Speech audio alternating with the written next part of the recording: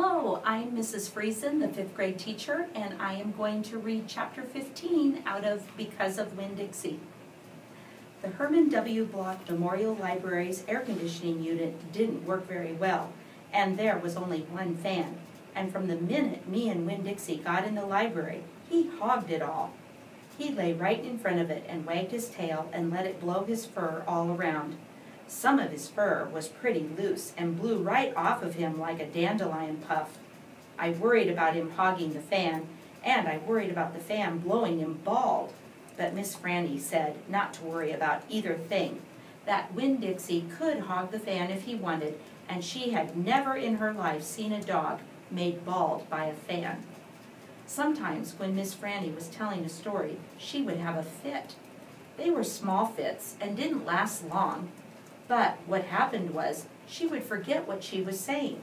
She would just stop and start to shake like a little leaf, and when that happened, Winn Dixie would get up from the fan and sit right at Miss Franny Block's side.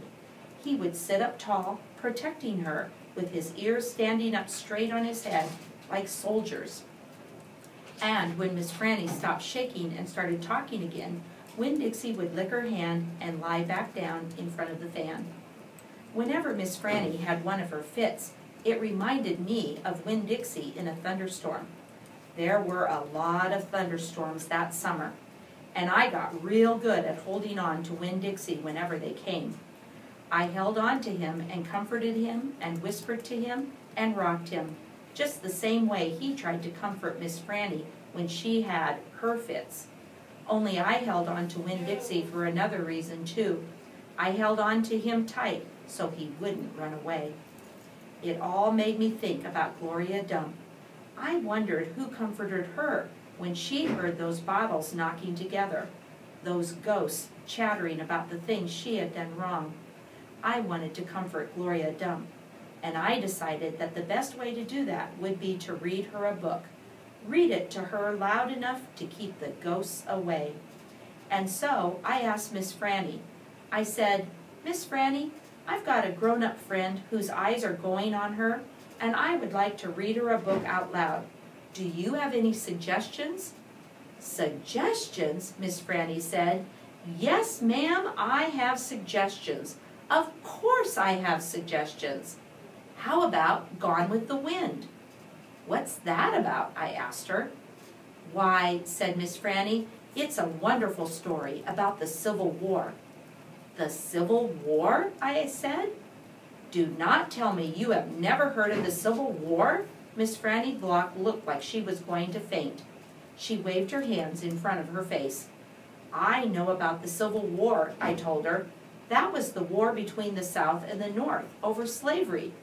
"Slavery, yes," said Miss Franny. "It was also about states' rights and money. It was a terrible war. My great-grandfather fought in that war. He was just a boy." "Your great-grandfather?" "Yes, ma'am, Litmus W. Block. Now there's a story."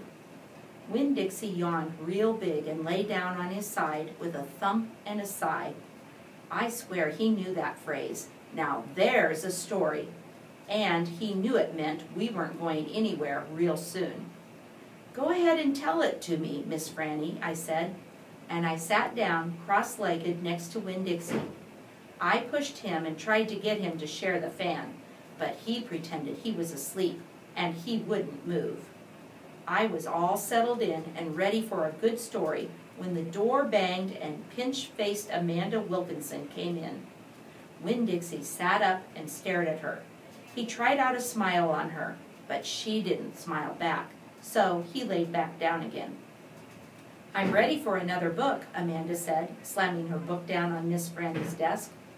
"Well," said Miss Franny, "maybe you wouldn't mind waiting. I am telling India Opal a story about my great-grandfather. You are, of course, more than welcome to listen. It will be just 1 minute." Amanda sighed a real big dramatic sigh and stared past me. She pretended like she wasn't interested, but she was. I could tell. "Come sit over here," said Miss Franny. "I'll stand, thank you," said Amanda. "Suit yourself," Miss Franny shrugged. "Now, where was I? Oh, yes. Litmus, Litmus W block.